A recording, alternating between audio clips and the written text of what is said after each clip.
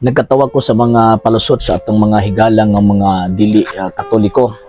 So ning kamot in town sila ug tawag ini nga depensa nga ang mga pastoy kuno naado kuno'y katungod sa gitawag og pagdawat sa ikapo or sa gitawag og 10% nga naman tungod kay mga alaga daw kuno na sa Dios. Iyang pangutana kinsa man karon ang nag-ingon nila na kanang mga pastoy nga nang buto lang from 15th century, 16th, 17th, 18th, 19th hangtod sa gitawag 20th century, mga sinugo na sa Dios.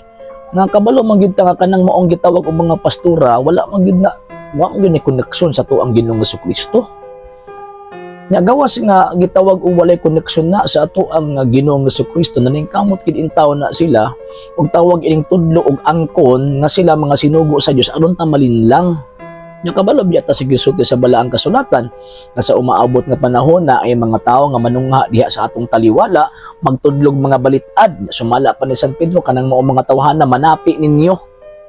So mao na nga bisan pagkapila ninyo na tawag ining irason nga moingon mo nga sinugo na sa Dios. Kamo lang ang nag-claim nga sinugo na sa Dios pero ang tinuod ana dili na mga sinugo sa Dios.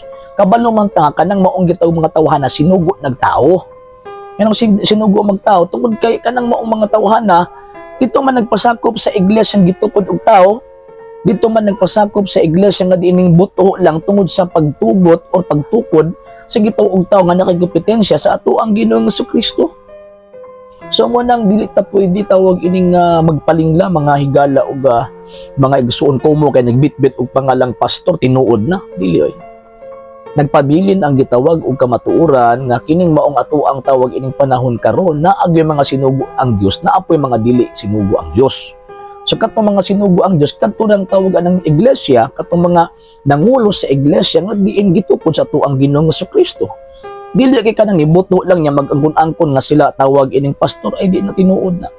Nagpabilin ang bakak bisan pang mag-ingon sila basta pagkaangkono nila 20 milyones ka pamaagi sa pag-angkon, nagpabilin ang kamatuoran na kanang maong gitawag og mga pastura. Gipangtukod lang na or revision na sa gitawag og tao. Ngano man kay sumala pa ni San Pablo bisan gani kami usa ka anghel magwalig ibanghilyo nga lahi sa among giwali ipatunglo. Kanang ilahang tawagan ng gibarugan lahi man sa giwali sa mga apostol. Ngano man kay gihimo nilang bakakon ng atong Ginoong Jesucristo, gihimo nilang bakakon ng ato ang tawag ining mga apostol. O tanawa, kung tinuod sila ha, kung tinuod yun ang gitawag og mga pundukay, iti pat sana magtudlo sila nga naa iglesyang gitukod si Kristo nagpabilang tud karon. Pero the fact nga naa sila sa gawas sa iglesyang gitukod ni Kristo, di mga bakakon, kabalo man ta nga ang amahan sa bakak mao ng demonyo. So, kung magpalin lang ta o tawagin magpalingla ta niya ng mga tawhana o magpailag ta, nagpasabot na kita na ang nagpili sa tuong kagalingon nga ilaron lang ta ni ining moong gitawag og mga tawhana. So, manang bantay-bantay ta mga higalag mga igsoon.